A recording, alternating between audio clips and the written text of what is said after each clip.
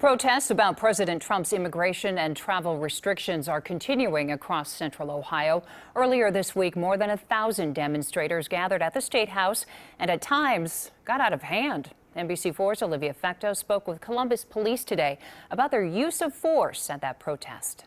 Columbus police say they're getting a lot of questions about their use of mace in Monday's protests. With protests likely to continue, we talked to them about what protesters need to know to express their First Amendment rights.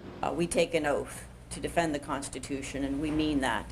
Columbus Police Chief Kim Jacobs says her officers defend the right of people to protest peacefully. After protesters took to the streets in Columbus Monday, police deployed pepper spray on the crowd. But police say they warned the crowd for 40 minutes to get out of the streets before they did it. In our use of force continuum, that's pretty low on the scale. It's just above officer control, where I might control somebody by grasping their arm and walking along with them. Protests are likely to continue in Columbus, though some are more subtle than others. Some OSU students wore all-black clothing to protest the immigration ban.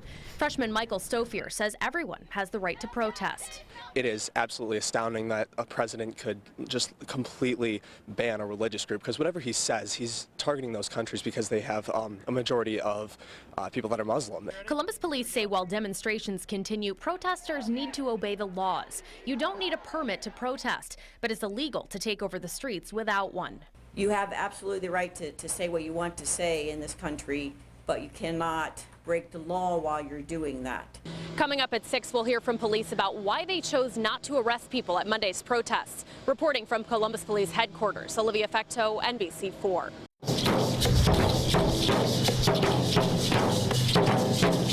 We want Senator Portman to know that we will not go away and that we won't forget his support for DEVOS. She's highly unqualified, and we find her a threat to the public schools.